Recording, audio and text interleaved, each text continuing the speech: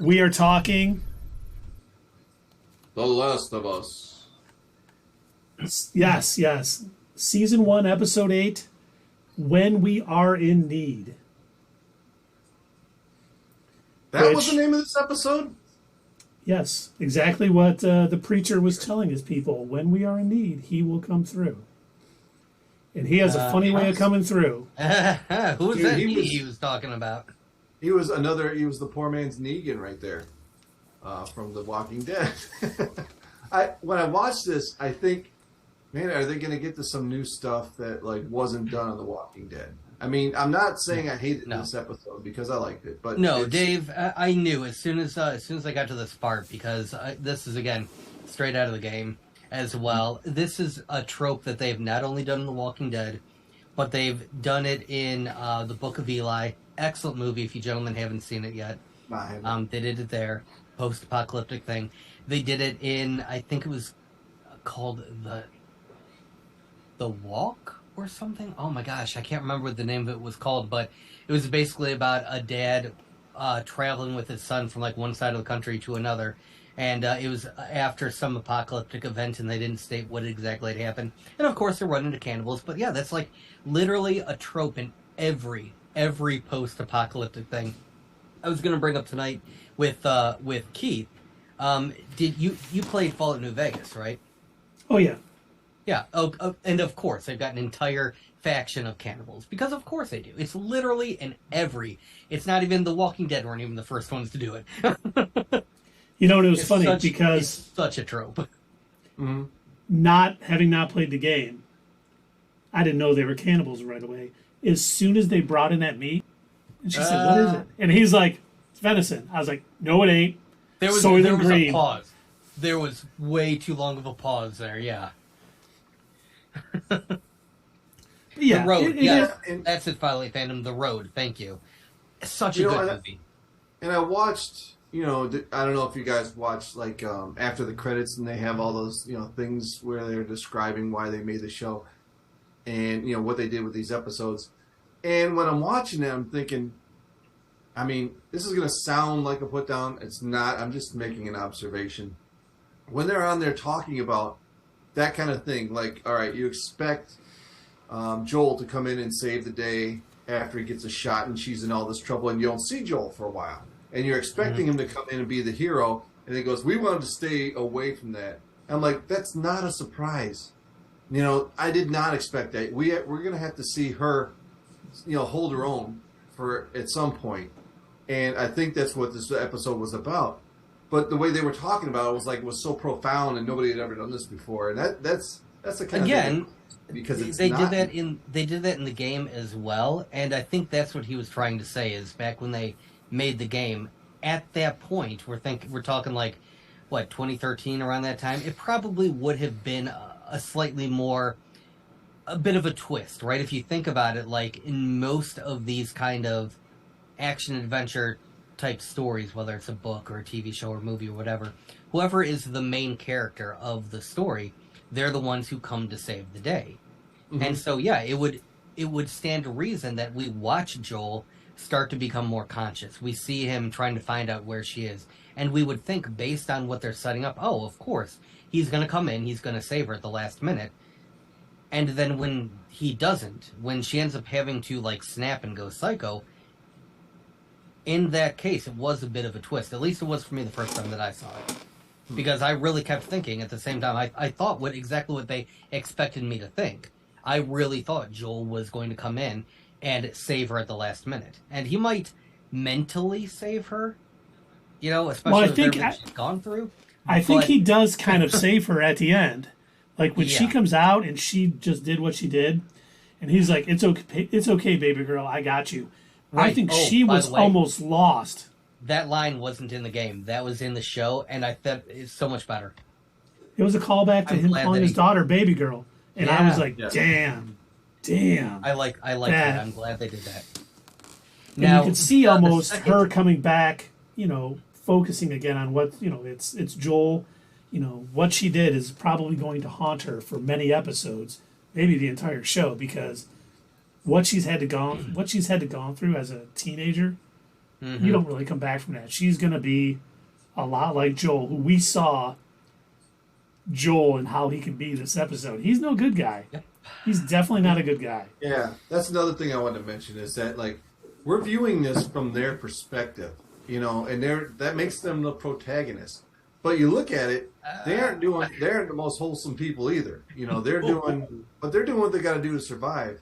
But if you're viewing it from someone else's perspective, they're evil, you know, because they're in there and they just come into town and they start killing people. Yeah.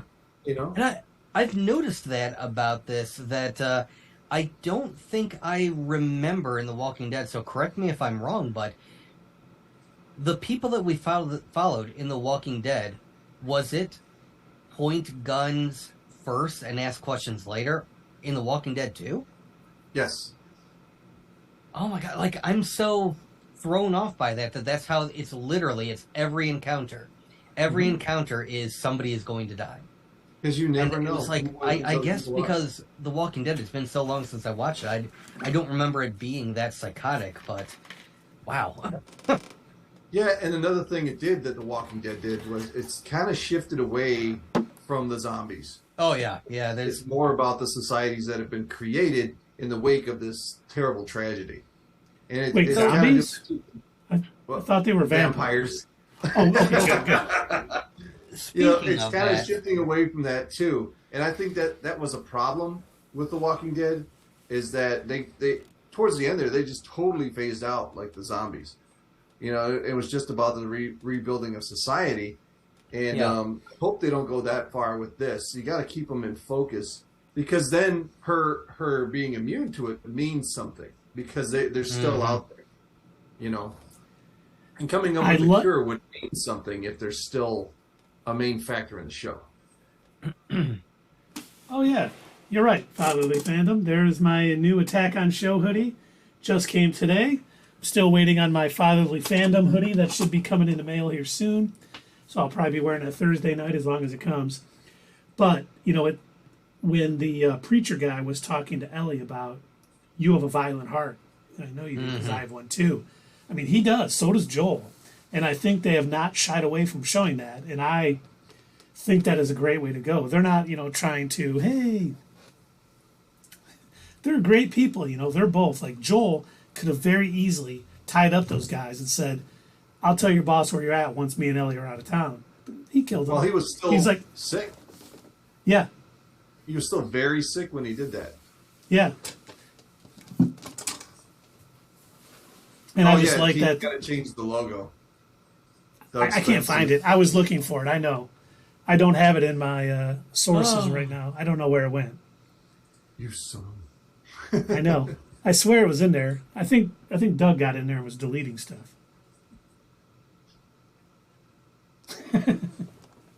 But I owe you. When they woke up and she was like in the cell again, I thought she was going to say something like, "Oh, great, another cell," you know. Right. Finally, they just put me in a cell.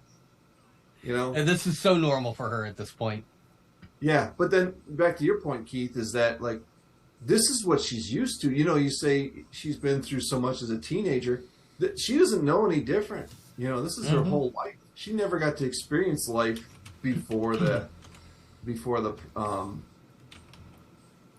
fungus. Yeah. You know, so and now she's fungus just among us. Yeah. And she's just going to be that much harder. And I don't think she's going to have some emotions to deal with. I think it's just going to make her a harder person. You know, I don't think she's going to like think, oh my God, how could I have done that? My life was so, you know, docile before. She'd be like, nope, this is just kind of the next step.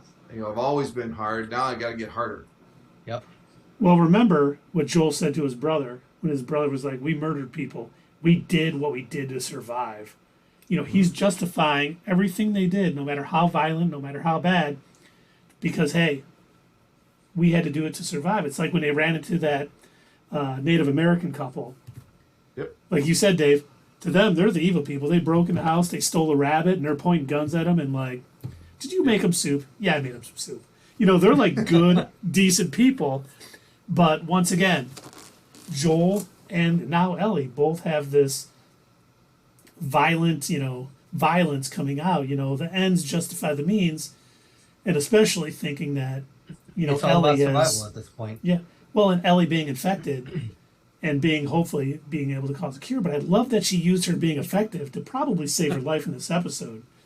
When she told him, "I'm infected and I bit you," and he was like, "No," and she's like, "Nope, see," and it got her enough time to get the butchers. And do you know who that was that she put the butcher's knife in the neck? That is the voice actor of Joel in the game. Yep. Is Troy it? Baker. And he played a character named James, right? And the pastor's name was Dave, and that's my first and middle name. So I thought that was kind of David Pastor. Are you also a manipulative cannibal? No. Not anymore. I can't manipulate anything. Never been a passion of mine. So, speaking of that, since you bring up this, the idea that the voice actor of Joel was in here, one change that I don't quite know how I felt about, and this is a very minor nitpick, but in the game, and I think this had to have been done on purpose, Pastor Dave in the game looks almost to be like a one-for-one swap of Joel. He's a more smiley version of Joel. He doesn't look as angry. He doesn't look as hard. He's a slightly more skinnier version, smiley version of Joel. And and the other thing that Dave brought up, how they seem to be moving away from, there doesn't seem to be as many zombies. In the game, you spend a good portion of the time playing as Ellie, fighting with Pastor Dave against the fungus, against the infected. There's like a horde of them. You gotta like work with each other and save each other in the game. So like he's helping you out, you're helping him out, and that's supposed to be your way in the game to endear you to him. And so that way, when he ends up having his conversation with you, you're a little bit more like, okay, maybe this guy isn't so bad after all. He's talking about how he used to be a teacher and now he's a preacher, and he goes through this whole thing. And you think about in the game how you literally just fought side by side with the guy, and it makes you think, all right, maybe he's not so bad. And so I thought it was odd, the choices that they made in the show, where they decided we're not going to he's not really going to look like Joel. We're going to make him look totally different. And it could just be because, hey, this guy turned out to be a better actor for the role. Maybe that's the case. But the other thing is they didn't have them fight the infected. And I thought that was an odd choice. They definitely spent more time having a conversation. And they did talk a lot more than they do in the game. And so I guess, give and take. It was okay. Like, I do appreciate the fact that we were able to, get to know how he thinks on a bit of a deeper level than we do in the game. And I didn't know that you fought with Pastor Dave in the game, because I thought the actor did a really good job of, even when he was smiling and being nice, there was an undertone that just didn't sit well. I thought the actor did a great job of, he's acting nice, but he ain't nice. And like that I actually said, probably he was a poor man's Negan, because Negan was the same way. He talked to you like he's your friend, but then at the last minute, all right, I'm going to chop your fucking head off. Oops, sorry, bleep me for that effing. But I think it would have maybe added a little more to it if you had to.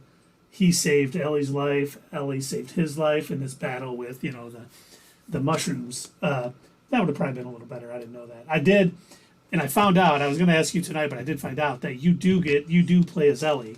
Because whenever I'm watching this, I'm always like, oh, this would be a cool part of the game, or this would be a bad part of the game.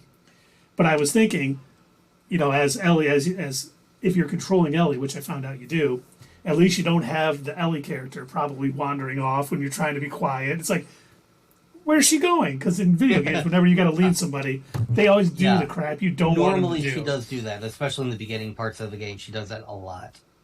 And I had to keep replaying the one area that I think I pointed out in the first episode, when they were walking up and you see the one hotel leaning on the thing. In the game, you actually have to go through that. They totally skipped over it in the show, which, you know what, fine, whatever. It's all good. It was a nightmare anyway. She kept wandering off, and I had to keep rescuing her, and I kept running through all my ammo. And it took me forever to figure out, you know what, just let her do her thing and then try and figure out a way across, and then she'll follow me. Makes sense. But and I also thought, I was like, oh no. When Joel got up and he started heading toward, and of course when he opened the door, I'm like, they're not going to have Joel save her, I hope. That would be bad. But I'm thinking, in the video game, it'd probably be one of those things. You have to find her in 5 minutes and 30 seconds. And I hate levels where you just see that clock ticking down. Like, you need to save it. You need to save it in this time. Because it always takes me 4 or 5 times to figure out where the heck everything is to save everybody. So I'm glad. It would have been a nice thing in the game where you're like, you got 5 minutes to save her, and at 5 minutes it switches back to Ellie, and you have to save yourself. I'd be like, all right. Yeah. When you're in the game as Ellie, you are literally in the restaurant. You're trying to hide from Pastor Dave, and you have to. It's a stealth thing. So like you have to be very quiet, and you have to use whatever is around you, and like throw it at him, and you have to like basically just wait out the clock. So yeah, there is a clock involved. You got to basically wait it out until you make it to the cutscene when you get to, butcher knife him. I like it. I mean, that's one of the things I liked about Metal Gear Solid is that you didn't just go in blazing all the time. Yeah, no. You had to be stealth. You had to hide because you don't have any weapons. You acquire your weapons in the room you're in. Yeah. Yeah, so exactly like what they showed you in the show, but it was like that only from literally just her point of view.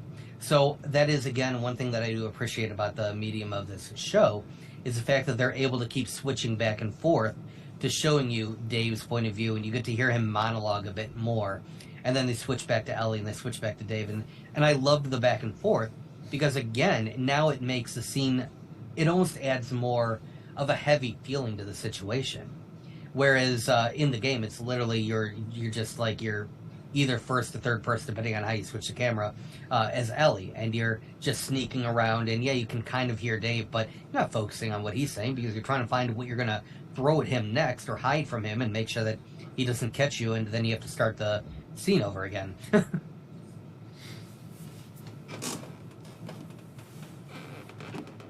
And I'm very sad that next week is the season finale. Even though it'll be nice to get back to Sunday nights, I'm enjoying, as someone who's never watched The Walking Dead, none of this seems overly redundant to me.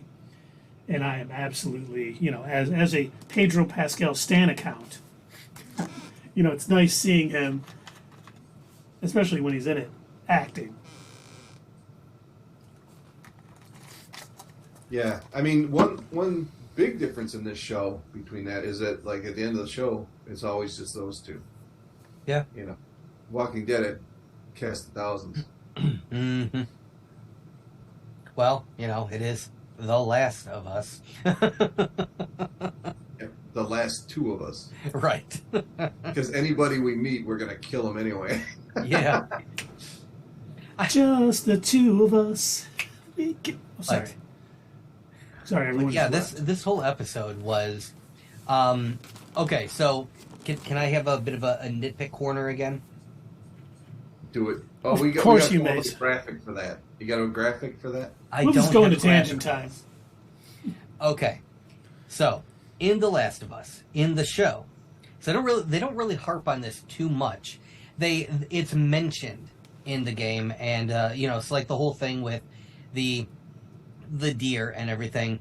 For whatever reason in the game, you're playing as Ellie and you're using a bow and arrow. I think because if I remember right, in the game it's implied at this point in time you don't have a whole lot of ammunition. You've got to be very sparing with it. And so she's using a bow and arrow the entire time instead of the rifle like what you're doing in the show. So, okay, whatever. It's fine. I actually think the rifle is a bit of an improvement. I'm glad that they changed that up. The horse thing, that was the same. But one of the things that they didn't harp on in the game that they showed in detail in the show, and I kind of wish I didn't because I was sitting there cringing the entire time. She gets the antibiotics from them, and then they showed her in the show injecting it, and like, there are so many things that could have gone wrong with that. And I'm sitting there and I'm just like, oh no, baby girl, there could be bubbles in there. No, do you know what you're doing? Oh, there's so many things that you could do wrong. Oh, you're gonna kill him? And then I'm like thinking, he doesn't die in the game, so I guess it just works out. But like, God, if you don't know what you're doing, don't show it, please. I thought that could happen too. Like they would be like, of course, people would be up in arms. I can't believe they. Well, we would be up in arms. Yeah. Once again, as a Pedro Pascal stan account. Right. Yeah. How dare you? But that would have been a nice twist to really throw people off. Yeah. And the thing is, like I've mentioned this in the last couple of episodes that we've talked about this show, that I'm not going to hold them to being identical to the game anymore because they've changed up enough things that I don't know how closely they're going to follow the story of the game anymore. I really don't know. I don't know where they're going to decide to make changes, what they're going to stick with, what they're going to do different, because they could decide. And I've heard, in those scenes that Dave was talking about after the episode, where the creator of the game has said, we ended up doing this for the show, and I've thought to myself, I wish I would have done that, or I wish I would have thought of that. And so I think that this is going to be an opportunity for them to kind of look over. Again, it's been several years since they made the original game. They're able to look over what the original script was and be like, we can do this different. We actually have, being a multi-camera show, not being sticking with one central character. We can swap between different characters. We can expand on the conversation. We don't have to move from one fight to the next constantly. We don't have to exposit in this way. We can show things differently. It gives them the opportunity to decide, okay, this is how you had to do it because the medium was a video game. This is how we can do it now. And it'll add seasons onto the show. I think so too. More in depth. The only thing that I will be slightly concerned about is when they finally run out of material. Are the writers that are attached to the show going to be good enough to be able to carry it on without material to base it off of? Or are they going to be like Damanoff and oh my god, name? From Game of Thrones. Yeah. Are they going to be like that and decide, screw it? Well, I heard, I've read that they know what they're going to do after they get past both of the games. Mm-hmm. They're basically going to have Joel water skiing in the ocean, and he's going to jump a caged shark. And it's going to be awesome. It's going to be one of the jet ski, and then Mobius will be there. Mobius will be there. Yeah, probably. They got to work out a deal with Owen Wilson. They haven't signed him to a contract yet, but that's what they're working at. Yes, 100%. And also they're gonna bring in a CG version of the Vulture. Well, Doug, to your point, it depends on whether those writers are being restricted right now to what they want to do, because they have to do certain things because they're in the game. They have to stick to that. But once they, established that, maybe they can just take it and run in a different direction. And maybe they got some big ideas. It all depends on what's happening right now in the writer's room. Well, I swear to God, Dave, if we find out that the writers and the showrunners of The Last of Us are suddenly attached to an upcoming Star Wars project, we know The Last of Us, the next season is going to be shit. Oh, no. We know that the main actor is attached to a Star Wars program. Oh, no. Oh, no. Oh, Pedro Pascal, why have you turned against us?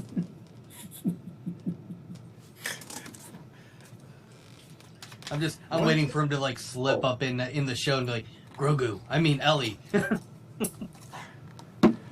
Yeah, he doesn't talk in his Mandalorian voice. I can't even do it. But he does a different voice for the Mandalorian, and it's so good. Throws a silver ball at Ellie. Ow! What the hell, man? Hey, sorry. This Wrong is kid. something else. I don't do this. I don't have 20 years. Use your magic. What? Use your magic hands. when Come on, when Grief Karga is like, Carl Weathers shows up, and he's like, "Hey, baby, use the magic hands." Seriously, I'm not a baby. Oh God, no. Okay, they need Grief Karga in this series now. They need to make it happen. Keith, call up your contacts. I will. I'm hold on. Let me get him on the horn. Where's my car phone? I need to get it. Where's your car phone? Quick, stick the giant antenna up on top of your car.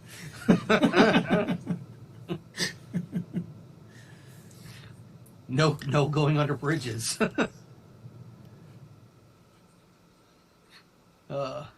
were the days. Yeah. But yeah, I guess so I didn't have what? I thought I heard Jarvis.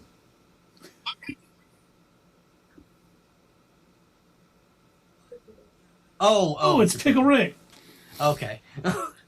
So I didn't have very many nitpicks about this this episode. I thought it was done pretty well, and the changes that they made from the game to the show, I thought they fit. The one thing that I think, I don't know, like I said, I keep going back and forth on should they have fought some infected at some point or not. I don't know, because on one hand it gave more time for Pastor Dave to kind of be a bit more creepy and have that sort of undertoned smile while Ellie is pointing the rifle at him the whole time. I don't know. I kind of liked that. I did too, but think about it. Write it out of the show. As long as it doesn't become a minor part of the show. Yeah. They do need a few more infected. If they could have fought the infected this episode, and then Ellie at the end finds out what he's doing, and that could lead into next week. That might have been a good way to handle it, because you're right. You know, we haven't seen any of the what are they called? The Cordyceps? Fungus The fireflies? vamps? What'd you call them, Doug? The fireflies? No. The mushroom What people, it the was. cordyceps? Yeah, they have a name for them. They just call them the infected, as far as I know. The cordyceps mushroom takes them Shriekers or oh my god. over. Oh, clickers. Clickers. Yes, that's the word I'm looking for. So okay, the clickers are the specific type that the mushroom has already overtaken their eyeballs, and they need to make that echolocation noise. Right, and I think we could use a little more in this, because I almost think they're kind of trying to put us into, like, they're not a problem anymore, and then all of a sudden just a wave of them is going to come flying out. But they have been pretty non-existent. But they did make that, in areas where it wasn't very populous, there was never a lot of them. But this whole neighborhood, it seemed like multiple neighborhoods seemed like that'd be pretty populous. There probably should be a bunch of clickers, maybe a bloater, things of that nature around. They do fight a bloater also. Well, when they come back, they should be led by Christopher Walken, because he was in Click, and he's a clicker.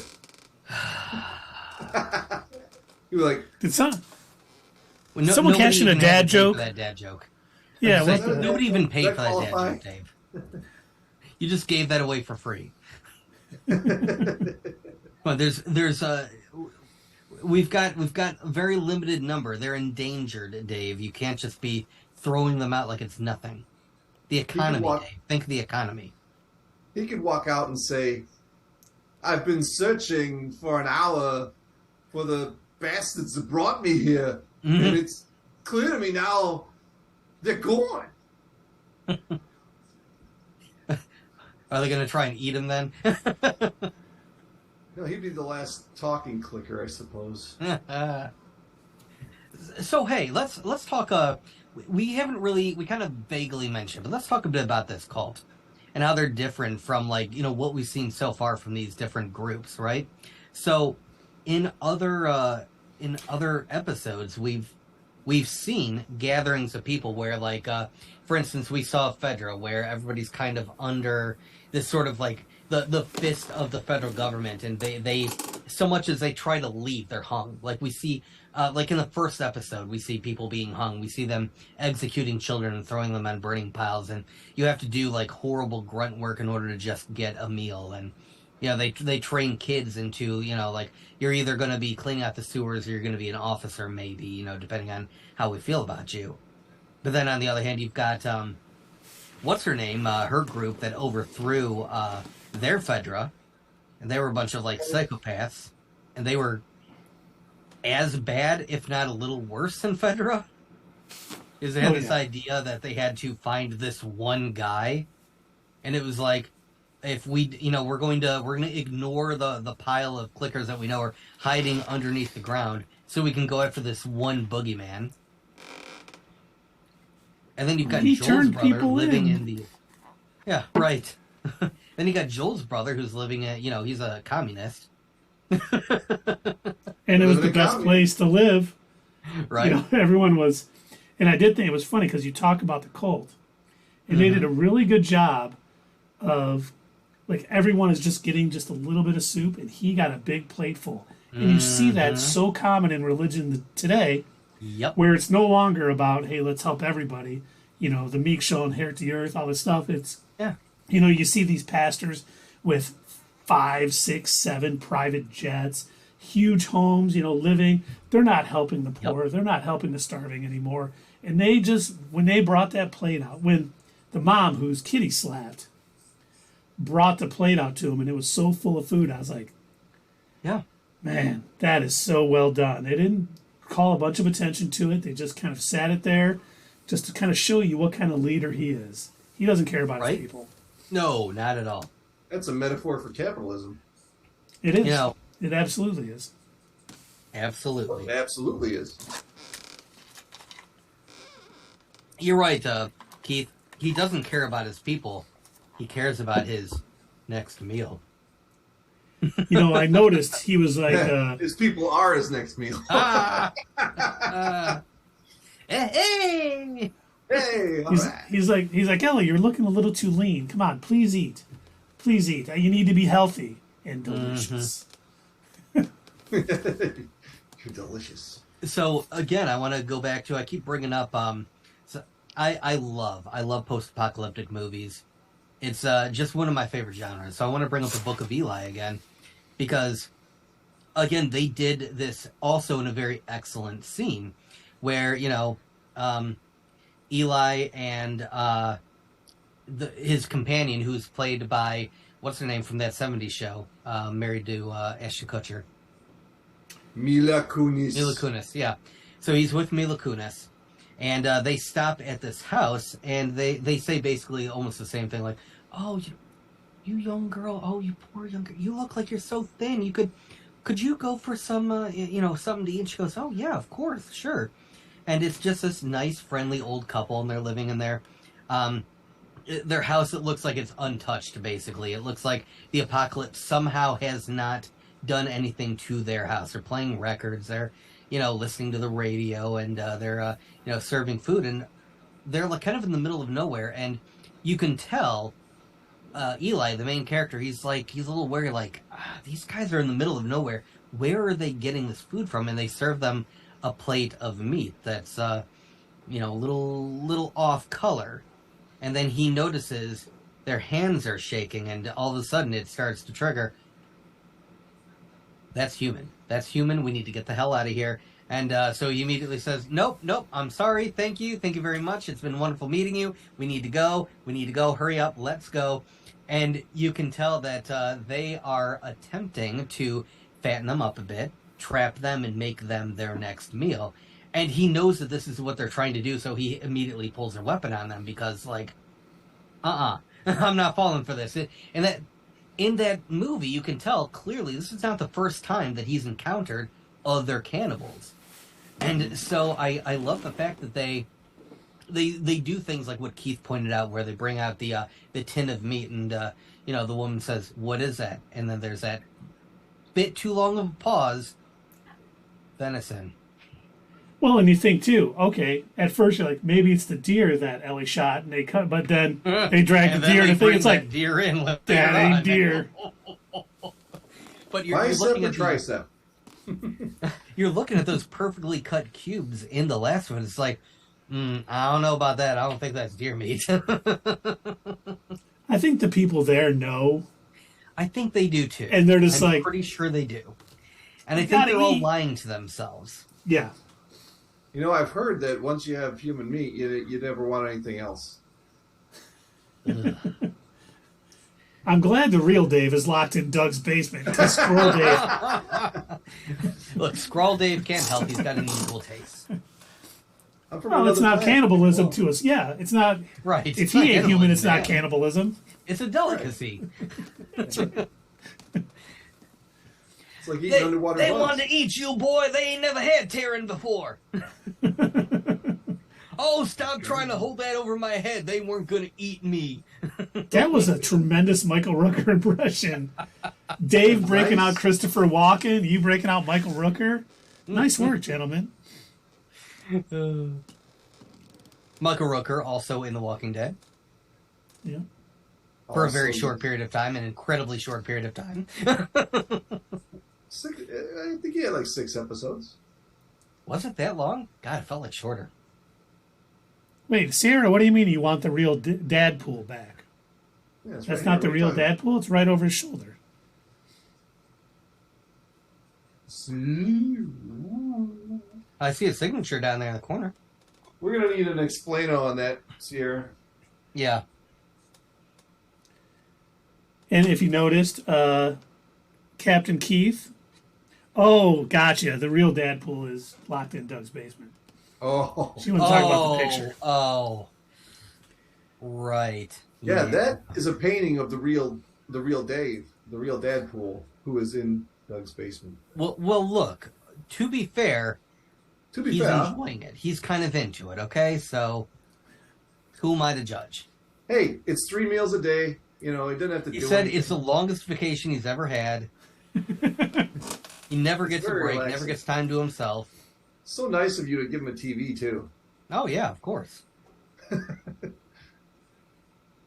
But it only plays Wonder Woman 1984. Oh, God. Doug's favorite movie. Even I wouldn't do that. Oh, that would be horrible. I would No, it never only do plays that anymore. Morbius. I You'd might be cool do. with I it. might be willing to do it. He'd like that. He'd enjoy that. Was he a Skrull? I mean, was it me or was it him at the time? It was him. He enjoyed Morbius. Well, that makes a lot more sense. A Skrull would like that movie. Ah. Nonsense. I got a Shatner too, but I'm not going to break that out here tonight. We're going to save that for another time. But yeah, I like how, sorry, like I keep going back to it, but I like how Pastor Dave, even just like in trying to manipulate Ellie and trying to get her to come to his side, he even admits like, oh yeah, no, I don't give a shit about this religion. Like, that doesn't mean anything to me. I liked how he said too. Oh, but I would have told you. The rest of the people don't know, but I would have Oh told yeah, you. about the cannibalism? Oh yeah, okay, I dude. would have told you. And she figures that out pretty quick. She goes like, "Oh my God, you eat people!" When she saw the ear, yeah. She put that together pretty darn quick. You're gonna cut me up into little cubes, aren't you? Mm-hmm. I don't want to. I don't. Well, they're want gonna be really tiny because you're small. Right. We really want you to live for another 5-10 years. Put some meat on your bones, you know. Can you drink more Worcestershire sauce? Slowly. We're going to start with a few toes. Okay. Here's your bed. That's just a lot of butter. Yes, it is. We really want you to soak in it. And Here's why some seasoning. does it spin? like a rotisserie. What the Make hell? sure you toss and turn a lot at night if you could. Gotta have that even cooking. Right. But yeah, so that's also, again, going back to the Book of Eli, the main antagonist of that movie is trying to do what Pastor Dave is doing. Unfortunately, he doesn't have a Bible. They don't really explain what exactly happened in that apocalypse. They mentioned there was a big explosion, but that's all anybody seems to know. But there also doesn't really seem to be a whole lot of books. Like, there are raiding gangs that go out specifically looking for books. And the leader of this one village, the one book he's trying to find is a Bible. Because he knows that if he gets his hands on one, he can go ahead and use religion as a way to control the people. And he even says as much. He says, "You don't understand the power that comes with holding one of these books. I can get whatever I want. I can make these people do whatever I want." And so Pastor Dave has taken that one step further. And he already knows what religion can do to these people. He can get them to do, like, that's the only reason they're really together. They're not a community like the commune that Joel's brother is in. They're just kind of following him because this father figure, this pastor, this leadership person provides for them, but also puts the fear of God into them. See, you're just saying religion is evil. That's what you're saying. I didn't say that. I think when people use religion for their own gains, it's definitely evil. I think there are people who truly have faith and believe and are good, honest, amazing people. But Pastor Dave said he did not believe in it. He did. He even admitted, look, I'm only using it to control them. In fact, if I believe in anything, I believe in the cordyceps. The cordyceps are beautiful. And it's like... Quadriceps. Yeah. He likes to eat the quadriceps. That's what you're saying. He likes to... And don't forget to hit us up at Twitter, leave a comment down below, and we will see you next time on Not Your Status Quo.